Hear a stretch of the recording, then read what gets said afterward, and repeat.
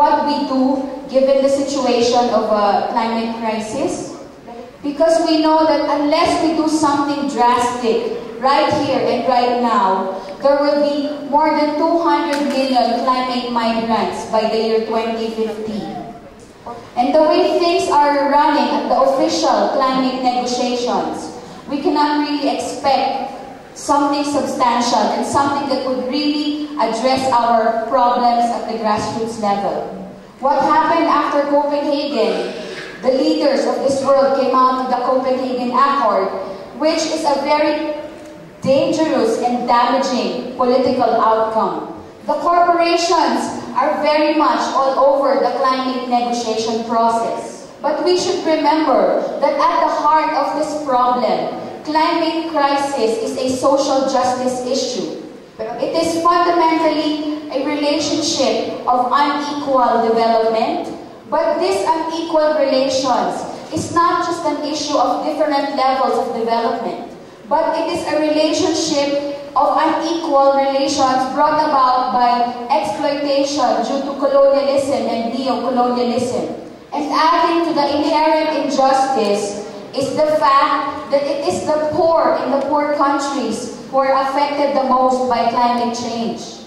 The poor in the poor countries who have the least capacity to adapt to the impacts of climate change, and the poor whose voices are not heard in official negotiations with governments, with multilateral institutions, with the United Nations.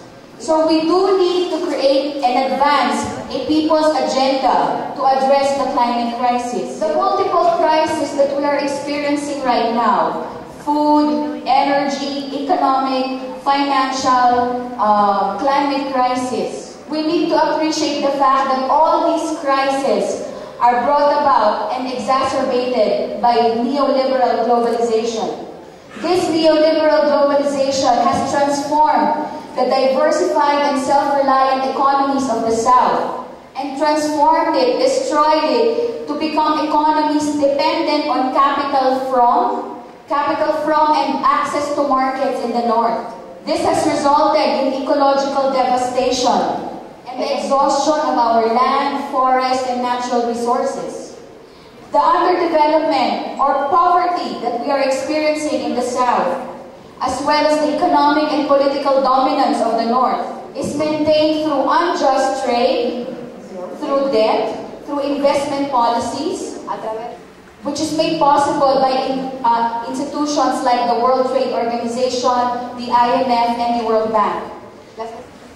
And so we say that this economic and ecological exploitation of the South is ultimately enforced by violence and oppression. It results to wars of aggression, as northern governments and corporations scramble to expand their territory to gain more and more control over our natural resources.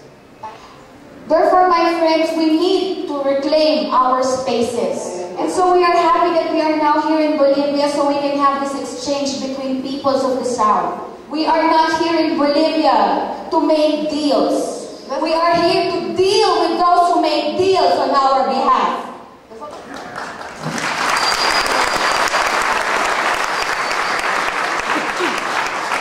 So what are some things that we need to learn as social movements? So the first would be to continue pushing for deep and drastic cuts in their emissions. The second would be to demand financing for climate justice. We need to demand payments for the devastation that the North has brought upon the South. Payment for climate debt. We should continue to struggle against false solutions that the North is putting upon us. Solutions like carbon markets, geoengineering, nuclear energy. We should always say no to those false solutions. And we should always push for ecologically sustainable, long-lasting solutions to the climate crisis.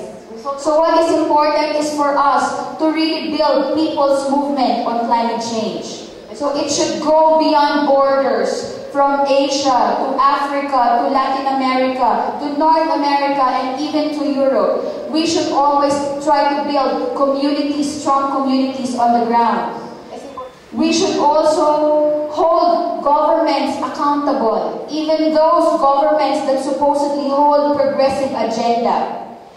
We should always be vigilant and critical of attempts to compromise the people's interests.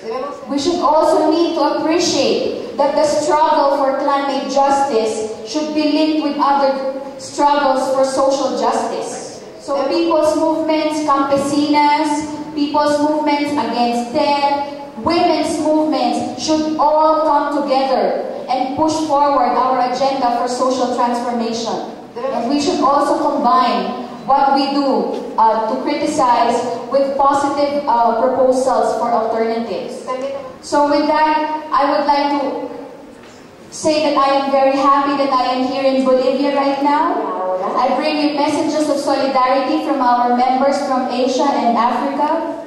And I hope that our friends in Latin America will also come with us as we continue our struggle for climate justice. Climática Justicia! Thank you very much.